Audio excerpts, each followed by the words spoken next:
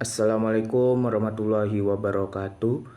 Yang terhormat dosen pengampu Ibu Apoteker Mira Febrina Magister Sains dan teman-teman yang insya Allah dirahmati oleh Tuhan Yang Maha Esa. Kami dari kelompok 2 akan mempresentasikan materi yang berjudul obat-obat terkait kardiovaskular. Yang mana anggota dari kelompok 2 ini terdiri dari yang pertama itu ada Adelia Aisyah, Ella Afra Alhadi, Maya Rumondang, Nadila Zahwa, saya Rapliadi Tehelman, Sabila Sukrani, Sakira Humaira, dan Zanisa Anggun Pratama. Sistem kardiovaskular terdiri dari jantung, arteri, vena, dan kapiler yang mengangkut darah ke seluruh tubuh. Darah membawa oksigen dan nutrisi penting untuk semua sel hidup dalam tubuh, dan juga membawa produk limbah untuk dieliminasi dari tubuh. Jantung adalah organ utama yang bertanggung jawab mendistribusikan darah ke seluruh tubuh. Apabila salah satu dari sistem kardiovaskular terganggu, maka akan memicu terjadinya penyakit kardiovaskular. Berbagai macam penyakit pembuluh darah, antara lain yang pertama itu obesitas, lalu diabetes mellitus, aterosklerosis, hipertensi, iskemik, stroke, infark miokard, dan gagal jantung. Lalu definisi obat sistem kardiovaskular. Sistem kardiovaskular ini dikendalikan oleh sistem saraf otonom melalui modus SA, modus AP, berkas HIS, dan serabut Purkinje. Pembuluh darah juga dipengaruhi oleh sistem saraf otonom melalui saraf simpatik dan parasimpatik. Setiap gangguan dalam sistem tersebut akan mengakibatkan kelainan pada sistem kardiovaskular. Obat kardiovaskular ini adalah kelompok obat yang mempengaruhi dan memperbaiki sistem kardiovaskular seperti jantung dan pembuluh darah serta langsung ataupun tidak secara langsung ataupun tidak langsung. Lalu obat-obat kardiovaskular ini terdiri dari yang pertama itu obat hipertensi, yang kedua obat anti angina, yang ketiga obat anti aritmia, yang keempat obat gagal jantung, dan yang kelima itu obat kardiotik dan kardiaka. Baiklah, saya Sakira Humaira akan melanjutkan presentasi dari teman saya. Langsung saja masuk ke dalam topiknya yaitu hipertensi. Nah, hipertensi ini adalah keadaan di mana tekanan darah sistolik kita itu besar dari atau sama dengan 140 mmHg dan atau diastolnya itu besar dari atau sama dengan 90 mmHg setelah dilakukan pengukuran berulang minimal 2 kali. Nah, hipertensi ini dia dibagi menjadi dua. Ada hipertensi primer dan ada hipertensi sekunder. Nah, namun ada 4 jenis hipertensi lainnya yang jarang terjadi namun tetap perlu kita waspadai. Nah, yang pertama itu ada hipertensi gestasional, yang kedua ada hipertensi maligna, yang ketiga ada hipertensi sistolik terisolasi, dan yang keempat white coat hypertension. Nah, selanjutnya itu untuk obat hipertensi ini dia terbagi menjadi beberapa golongan. Nah, golongan pertama itu ada golongan diuretik. Nah, golongan diuretik ini dia bekerja dengan cara meningkatkan ekskresi natrium, air, dan klorida, sehingga menurunkan volume darah dan cairan ekstraseluler. Akibatnya terjadi penurunan curah jantung dan tekanan darah. Obat diuretik ini terbagi atas 3 mekanisme kerja, yaitu ada diuretik loop, yaitu bekerja pada tubulus Henle untuk meningkatkan ekskresi natrium, klorida, dan air. Contohnya itu ada furosemid, torsemid, dan bumetadin. Nah, yang kedua itu ada diuretik tiazid. Nah, diuretik tiazid ini dia bekerja pada tubulus distal untuk meningkatkan ekskresi natrium dan klorida. Contohnya ada hidroklorotiazid dan klortalidon. Lalu yang ketiga itu ada diuretik hemat kalium. Kerjanya itu pada tubulus distal untuk meningkatkan ekskresi natrium dan mencegah ekskresi kalium. Contohnya ada spironolakton dan eplerenon. Nah, adapun efek samping dari penggunaan obat-obat antihipertensi golongan diuretik ini, yang pertama itu ada ketidakseimbangan elektrolit, yang kedua ada dehidrasi, yang ketiga ada hipotensi, dan yang keempat ada gangguan gastrointestinal atau mual muntah. Nah, untuk kontraindikasinya itu ada alergi terhadap obat diuretik, terus ada gagal ginjal berat, atau anuria, terus ada hipokalemia atau hiponatremia. Nah, ada gagal hati berat dan penyakit Addison. Nah, selanjutnya yaitu ada golongan ACEI atau Angiotensin Converting Enzyme Inhibitor, di mana kerjanya itu menghambat angiotensin converting enzyme secara langsung dan menghalangi konversi angiotensin 1 menjadi angiotensin 2. Aksi ini mengurangi angiotensin 2 yang dapat menimbulkan vasokonstriksi dan sekresi aldosteron. Nah, contoh obat antihipertensi golongan ACEI ini adalah ada captopril, ramipril, lisinopril, dan enalapril. Nah, adapun efek samping dari penggunaan obat antihipertensi golongan angiotensin converting enzyme inhibitor atau ACEI ini ialah yang pertama itu ada batuk kering, hiperkalemia, angioedema, penurunan fungsi ginjal, dan hipotensi. Dan untuk kontraindikasinya yaitu ada riwayat angioedema, kehamilan, hiperkalemia, dan stenosis arteri renalis bilateral, serta hipotensi berat. Selanjutnya itu ada obat hipertensi golongan angiotensin receptor blocker atau ARB. Nah, kerja dari ARB ini dia menghambat angiotensin 2 dari semua jalur. Angiotensin receptor blocker atau ARB ini dia menghambat secara langsung reseptor angiotensin 2 tipe 1 atau AT1. Nah, angiotensin receptor blocker ini dia tidak memblokir reseptor angiotensin 2 tipe 2 atau AT2. Hal ini menyebabkan efek yang menguntungkan dari stimulasi AT2, seperti vasodilatasi, perbaikan jaringan, dan penghambatan pertumbuhan sel tetap utuh dengan penggunaan ARB. Nah, contoh obat dari ARB ini ada irbesartan, ada losartan, ada olmesartan, dan telmisartan. Selanjutnya ada efek samping dari golongan ARB ini. Yang pertama ada hiperkalemia, penurunan fungsi ginjal, hipotensi, pusing, gangguan gastrointestinal atau diare, dan juga angioedema. Nah, kontraindikasinya yaitu kehamilan, hiperkalemia, dan juga stenosis arteri renalis bilateral. Selanjutnya ada golongan CCB atau calcium channel blocker. Nah, dia ini bekerja dengan cara menghambat aliran kalsium ke dalam sel otot polos pembuluh darah dan otot jantung. Nah, CCB ini akan digunakan sebagai obat tambahan setelah optimalisasi dosis beta blocker. Nah, bila terjadi akan terjadi tekanan darah yang tetap tinggi, angina yang persisten, atau adanya kontraindikasi absolut pemberian dari beta blocker. Nah, CBD ini dibagi menjadi beberapa golongan yang berdasarkan strukturnya, yaitu yang pertama ada dihidropiridin atau DHP. Dia ini bekerja pada sel otot polos pembuluh darah. Contohnya itu ada nifedipin, amlodipin, dan felodipin. Nah, yang kedua itu ada non-dihidropiridin atau NDHP. Nah, dia ini bekerja pada sel otot jantung. Contohnya itu ada verapamil dan juga diltiazem. Adapun efek samping dari golongan ini adalah edema perifer, sakit kepala, pusing, kemerahan pada wajah, konstipasi, bradikardia, refleks takikardia atau terutama pada dihidropidin, dan kontraindikasinya yaitu bradikardia berat, blok jantung derajat 2 atau 3, gagal jantung, dan juga hipotensi berat. Selanjutnya yaitu ada golongan B blocker. Nah, golongan ini bekerja dengan cara mengikat reseptor beta di berbagai organ tubuh, termasuk pada jantung, pembuluh darah, dan organ lainnya. Nah, pengikatan ini mencegah adrenalin dan juga non-adrenalin untuk mengaktifkan reseptor beta. Akibatnya, efek hormon ini pada tubuh berkurang.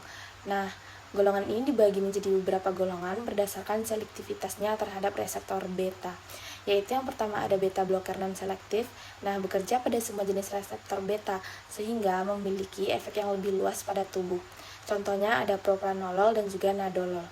Nah, yang kedua ada beta blocker beta 1 selektif, bekerja pada reseptor beta 1 yang terdapat di jantung. Contohnya ada atenolol dan juga metoprolol. Nah, selanjutnya itu ada beta blocker beta 2 selektif, bekerja primarily pada reseptor beta 2 yang terdapat di otot polos seperti otot polos bronkus. Contohnya itu ada acebutolol dan nebivolol. Adapun efek samping dari golongan ini, yang pertama ada hipotensi, kelelahan, gangguan tidur ataupun mimpi buruk, depresi, dan bronkospasme. Nah, kontraindikasinya yaitu bradikardia berat, blok jantung derajat 2 atau 3, shock kardiogenik, gagal jantung dekompensasi akut, asma bronkial ataupun penyakit paru obstruktif kronis, sindrom Raynaud. Selanjutnya yaitu ada golongan alpha blocker. Nah, alpha blocker ini bekerja dengan cara mengikat pada reseptor alpha yang terdapat di otot polos pembuluh darah. Nah, pengikatan ini mencegah norepinefrin mengaktifkan reseptor alpha. Akibatnya, efek norepinefrin pada pembuluh darah ini berkurang. Nah, penurunan efek norepinefrin ini menyebabkan pelebaran pembuluh darah sehingga aliran darah menjadi lebih mudah dan tekanan darah pun menjadi turun. Nah, alpha blocker ini dibagi menjadi dua golongan. Yang pertama ada alpha blocker non-selektif. Dia ini bekerja pada sama jenis reseptor alpha sehingga memiliki efek yang lebih luas pada tubuh. Contohnya itu ada prazosin dan doxazosin. Yang kedua ada alpha blocker alpha 1 selektif. Dia ini bekerja pada reseptor alpha 1 yang terdapat di pembuluh darah dan juga prostat. Contohnya itu ada tamsulosin dan alfuzosin. Selanjutnya yaitu ada agonis alpha 2 sentra. Obat hipertensi golongan agonis alpha 2 sentra ini bekerja dengan cara menstimulasi reseptor alpha 2 yang terdapat di otak. Nah, reseptor alpha 2 ini berperan dalam menurunkan aktivitas sistem saraf simpatis yang merupakan sistem saraf yang bertanggung jawab atas respon fight or flight. Nah, aktivitas sistem saraf simpatis yang tinggi dapat menyebabkan peningkatan tekanan darah. Nah, mekanisme dari kerja agonis alpha 2 sentral yaitu stimulasi reseptor alpha 2 di otak mengikat pada reseptor alpha 2 yang terdapat di batang otak. Nah, sehingga mengaktifkan reseptor alpha 2. Hal ini menyebabkan penurunan aktivitas sistem saraf simpatis dan pelebaran pembuluh darah sehingga terjadi penurunan tekanan darah. Nah, contohnya itu ada Cetapres, Aldomet, dan Tenex. Nah, golongan yang kedua yaitu ada golongan vasodilator. Nah, dia ini bekerja dengan melebarkan pembuluh darah atau sering disebut vasodilatasi sehingga dapat mengurangi tekanan darah ke seluruh tubuh. Nah, contohnya itu ada enalapril, ramipril, dan juga captopril. Baik, materi selanjutnya yaitu obat-obat anti angina. Yang mana angina ini merupakan nyeri dada atau ketidaknyamanan yang muncul ketika otot jantung itu tidak mendapatkan cukup darah yang kaya akan oksigen. Nah, nyerinya itu biasa dipicu oleh aktivitas fisik atau berupa stres, berkurang setelah istirahat, dan biasanya hanya berlangsung selama beberapa menit, atau biasa disebut sebagai serangan angina.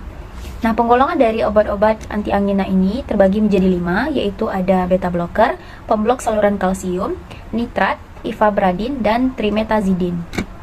Baik, yang pertama golongan beta blocker, yang mana mekanisme kerjanya itu menghambat detak jantung dengan kekuatan yang lebih rendah, yang mana artinya jantung itu memerlukan lebih sedikit darah dan oksigen setelah berolahraga, yang dapat mencegah angina atau menurunkan frekuensi serangan.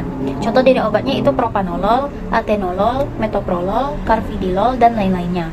Nah, efek samping dari obat golongan beta blocker ini yaitu dia berupa pusing, letih, gangguan tidur, hipotensi, ujung kaki dan tangan terasa dingin, dan lain-lainnya. Dan kontraindikasinya yaitu berupa penyumbatan jantung pada derajat 2 dan 3. Selanjutnya, golongan pemblok saluran kalsium, yang mana mekanisme kerja dari golongan ini itu untuk merilekskan otot penyusun dinding pembuluh darah, meningkatkan suplai darah ke jantung. Nah, contoh dari golongan ini yaitu amlodipin, diltiazem, felodipin, nifedipin, verapamil, dan lain sebagainya. Nah, efek samping yang dihasilkan dari golongan obat pemblok saluran kalsium ini yaitu berupa sembelit, sakit kepala, pusing, ruam, mual, kemerahan, dan lain-lainnya. Nah, kontraindikasinya itu pada penderita bradikardia berat, penyumbatan AFib derajat 2 dan 3, sakit sinus, dan porfiria akut. Golongan selanjutnya yaitu nitrat, yang mana mekanismenya itu mirip dengan DTN, tapi didesain untuk pencegahan gejala jangka panjang. Yang mana contoh obatnya itu isosorbit dinitrat dan isosorbit mononitrat yang dilepaskan di dalam tubuh secara perlahan atau disebut sebagai extended release. Nah, efek samping yang dihasilkan dari golongan ini yaitu berupa hipotensi postural, takikardia, sakit kepala, dan pusing. Untuk kontraindikasinya itu pada hipersensitivitas terhadap nitrat, kondisi hipotensi dan hipovolemia, kardiomiopati hipertropik, dan stenosis aorta.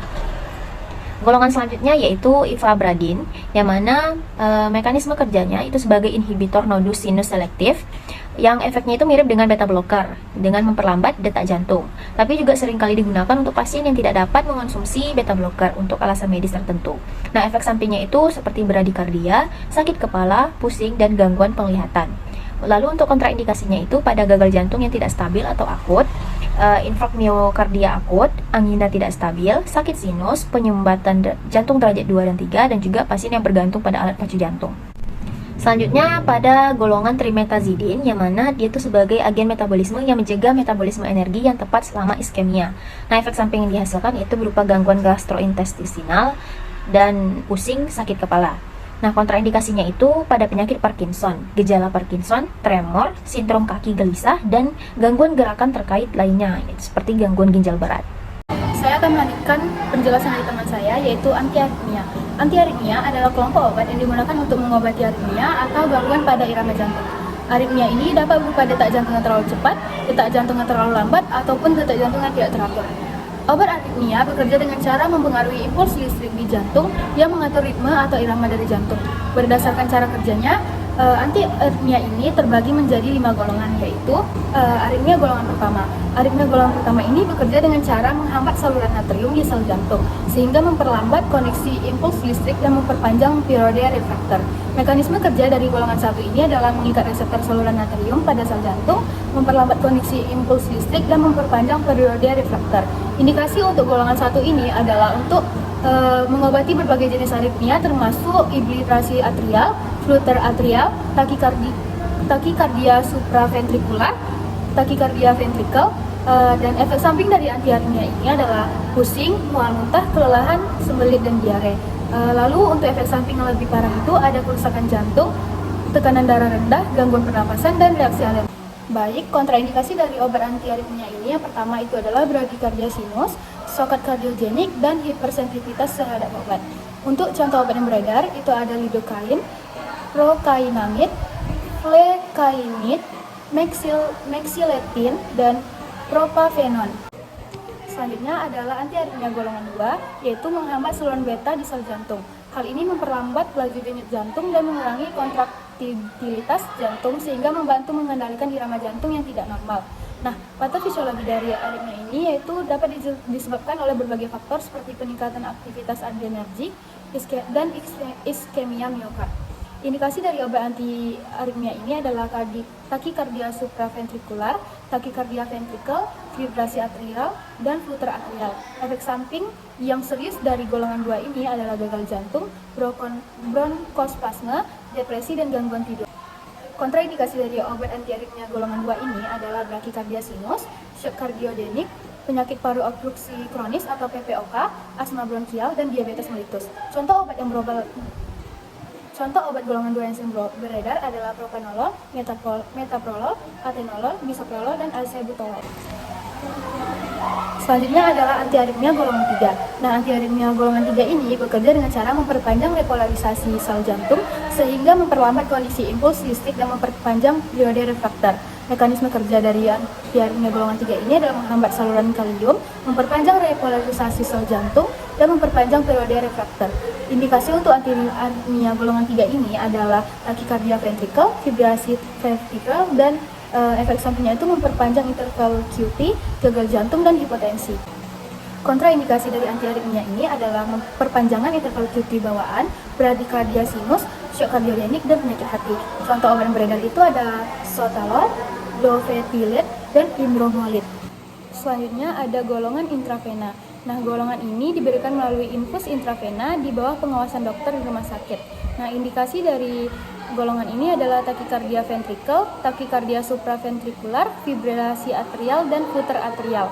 Mekanisme kerja dari golongan intravena ini adalah diklasifikasikan menjadi mekanisme kerjanya yaitu penghambat saluran kalsium, yaitu contohnya verapamil, ditilazem, dan nicardipin. Lalu ada adenosin, yaitu contoh obatnya adenosin. Efek samping dari intravena ini adalah gagal jantung dan hipotensi.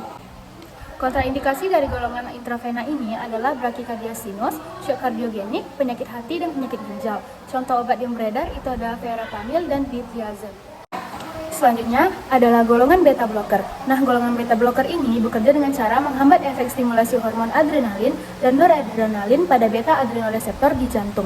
Mekanisme kerja dari golongan beta blocker ini adalah mengurangi kontraktibilitas jantung, memperlambat kontraksi impuls listrik, dan meningkatkan periode refraktor. Indikasi untuk antiaritmia beta blocker ini adalah takikardia ventrikel, takikardia supraventrikular, fibrillasi atrial, flutter atrial, dan angina pectoris. Efek samping dari antiaritmia ini adalah bronkospasme, gagal jantung, hipotensi, dan brakikardia.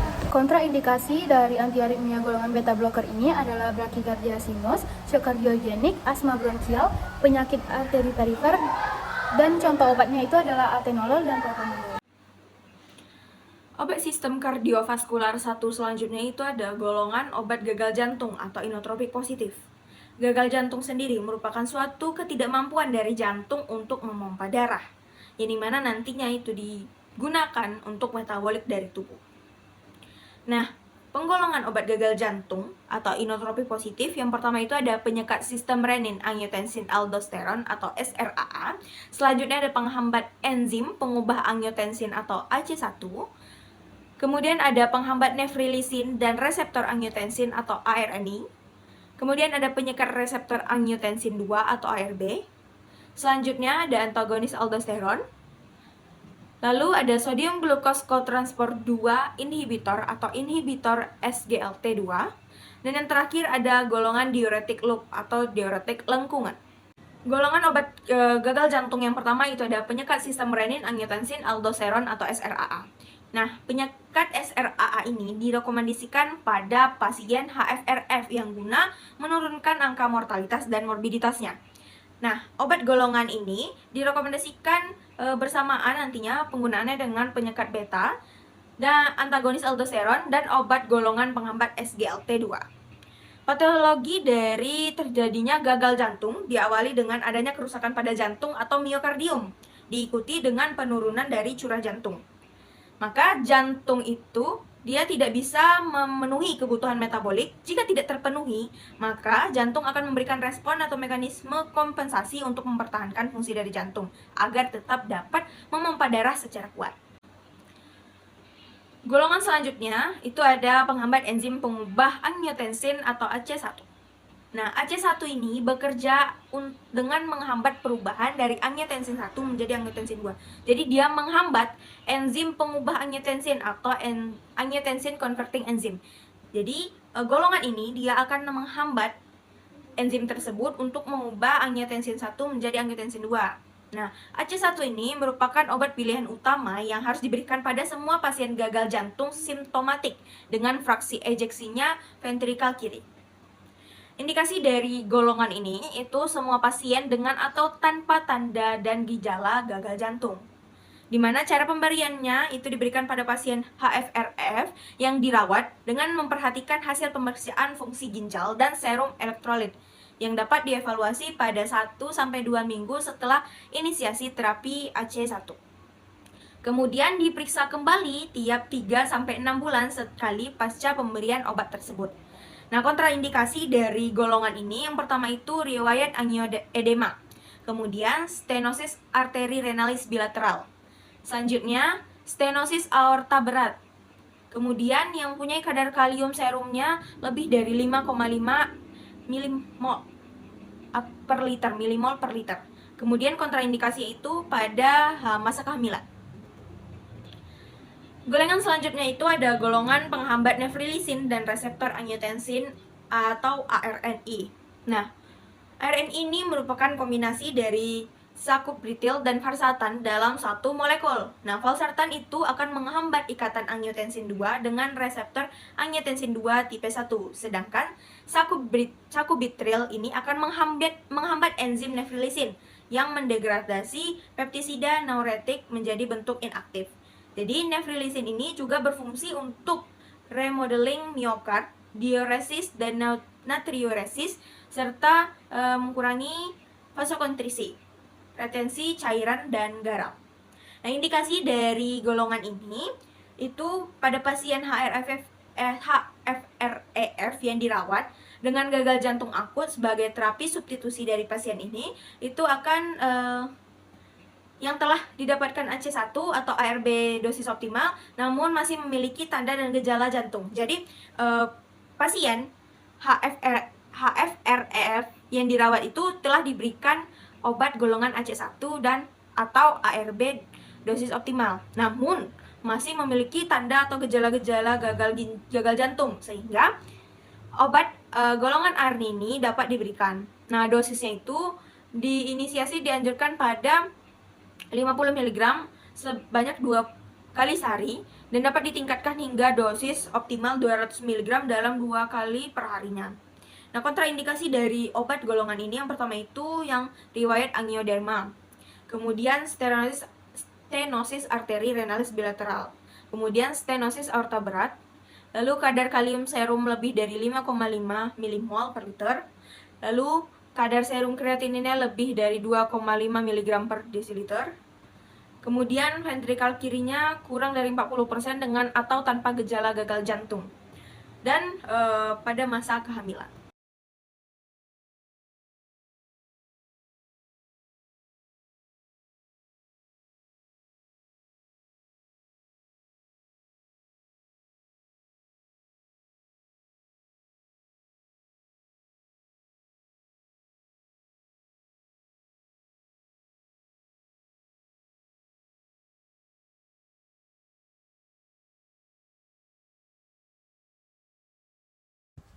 Obat selanjutnya yaitu sodium glukose transporter 2 inhibitor atau inhibitor SGLT2. Inhibitor SGLT2 ini menghambat reabsorpsi gula dan air di tubulus proximal glomerulus ginjal. Walaupun pada mulanya obat ini digunakan sebagai obat diabetes, namun seiring penelitian klinis dengan subjek gagal jantung, obat ini direkomendasikan sebagai obat utama dengan atau tanpa diabetes bersamaan dengan penghambat renin-angiotensin, penyekat beta, dan antagonis aldosteron. Indikasi dari obat ini yaitu pasien yang mengalami rawat inap atau pasien rawat jalan yang stabil dengan memperhatikan hasil pemeriksaan fungsi ginjal terlebih dahulu. Untuk kontraindikasi dari obat ini yaitu laju filtrasi glomerulus kurang dari 20 ml per menit, diabetes tipe 1, dan riwayat ketoasidosis diabetikum. Obat selanjutnya yaitu diuretic-lob. Diuretic-lob ini bekerja pada lob Henle glomerulus ginjal. Direkomendasikan untuk menghilangkan kongesti dan untuk menurunkan resiko rawat ulang. Penggunaan diuretik sendiri hanya untuk mengurangi tanda dan gejala gagal jantung. Sedangkan untuk menurunkan angka mortalitas dan morbiditas harus mengikuti alur GDMT. Furosemid intravena merupakan obat pilihan utama yang digunakan dalam mengatasi tanda dan gejala kongesti pada pasien yang menjalani rawat inap. Untuk indikasi dari obat ini yaitu pasien yang mengalami tanda atau gejala kongesti. Dan untuk kontraindikasi dari obat ini yaitu pasien dengan tekanan darah kurang dari 90/50 mmHg, gangguan elektrolit berat, dan pasien dengan tanda-tanda dehidrasi. Obat selanjutnya yaitu antagonis aldosteron. Antagonis aldosteron itu menghambat sekresi aldosteron dari reseptornya di tubulus ginjal, menurunkan reabsorpsi natrium dan air, serta menghambat ekskresi kalium. Obat ini direkomendasikan sebagai obat utama bersama dengan penghambat renin-angiotensin, penyekat beta, dan obat golongan penghambat SGLT2. Kecuali obat antagonis aldosteron harus diberikan pada semua pasien. Untuk indikasinya yaitu semua pasien kecuali terdapat kontraindikasi. Untuk kontraindikasinya yaitu sebaiknya hindari diberikan bersamaan dengan diuretik, kalium lain, atau suplemen kalium. Pasien dengan kombinasi AC1 dan ARB, kehamilan, serum keratinin kurang dari 2,5 mg per dl, riwayat ginekomastia dengan spironolakton. Pertama itu glikosid jantung yang terdiri dari digitalis, digigoksin, beta-metildigigoksin, yaitu glikosida kardiotonik dapat menghambat natrium plus, kalium plus, ATPase, suatu enzim yang bertanggung jawab untuk memelihara ketidakseimbangan distribusi ion natrium dan kalium dalam melewati membran sel, yaitu dengan mekanisme kerja meningkatkan kekuatan kontraksi otot jantung dan memperlambat denyut jantung. Hal ini terjadi dengan cara meningkatkan kadar kalsium di dalam sel-sel otot jantung. Indikasinya yaitu obat jantung sekunder yang diisolasi dari daun digitalis lanata dan digitalis purpurea melalui konversi enzimatik dari masing-masing obat oksida jantung primer, yang merupakan yang paling sederhana digunakan dalam pengobatan kongestif pada kegagalan jantung. Obat glikosida jantung dalam pengobatan penyakit kardiotonik seperti gagal jantung untuk meningkatkan kekuatan kontraksi jantung dan mengatur denyut jantung. Nah, efek sampingnya itu adalah palpitasi, tekanan darah tinggi, gangguan irama pada jantung, gemetar, kecemasan, sakit kepala, pusing, serta mual dan muntah.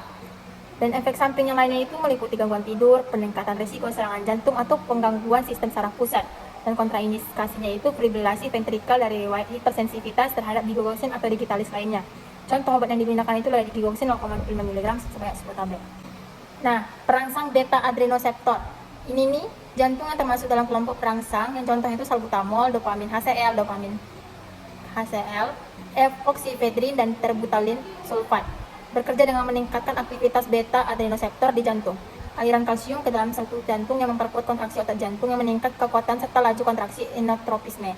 Juga dapat meningkatkan denyut jantung, chronotropisme, dan kecepatan konduksi impuls listrik di jantung. Indikasinya itu meliputi kondisi-kondisi seperti gagal jantung, kardiogenik, shock, atau keadaan yang memerlukan peningkatan output jantung dan perfusi organ seperti dalam situasi kedaruratan medis yang membantu meningkatkan kontraksi jantung dan denyut jantung untuk memperbaiki fungsi jantung. Efek sampingnya itu palpitasi, tekanan darah tinggi, gangguan irama pada jantung, gemetar, kecemasan, dosis tinggi atau penggunaan jangka panjang. Efek samping lainnya meliputi gangguan tidur, serta serangan jantung atau gangguan sistem saraf pusat. Kontraindikasinya itu perangsangan beta adrenoseptor termasuk hipersensitif terhadap obat tersebut. Kegalan jantung tidak merespon terhadap perangsangan beta tersebut agar riwayat serangan jantung baru-baru ini. Hati-hati pada pasien dengan gangguan irama jantung, hipertensi parah, atau kondisi yang mungkin memperburuk kondisi kardiovaskular yang ada dengan dosis dopamine hidrochloric injection. Dan yang terakhir yaitu penghambat enzim fosfodiesterase, yaitu contohnya amilin, laktat, sulmazol, dan theophylline.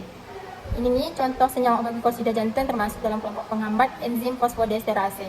Mekanismenya itu bekerja dengan menghambat enzim fosfodiesterase di dalam sel-sel jantung yang bertanggung jawab untuk menguraikan siklik adenosin monofosfat yang bertindak sebagai mediator sinyal dalam sel jantung dengan menghambat fosfodiesterase. Konsentrasi siklik adenosin monofosfat meningkat. Hal ini membuat menghambat fosfodiesterase menjadi kardiotonik dengan meningkatkan kontraksi jantung tanpa meninggalkan beban kalsium di dalam sel. Dengan indikasi digunakan dalam pengobatan kondisi kardiovaskular seperti gagal jantung. Indikasi penggunaannya termasuk meningkatkan kontraktilitas jantung dan mengurangi gejala gagal jantung serta sesak napas, kelelahan, dan pembekakan. Dan digunakan dalam pengobatan disfungsi ereksi dan hipertensi arteri paru. Nah, efek sampingnya yaitu sakit kepala, nyeri perut, dispepsia, flushing, hidung tersumbat, dan gangguan penglihatan seperti penglihatan berwarna yang terganggu atau penglihatan kabur. Dan yang lebih seriusnya itu jarang terjadi termasuk priapisme atau ereksi yang berkepanjangan dan menyakitkan dan penglihatannya signifikan atau alergi.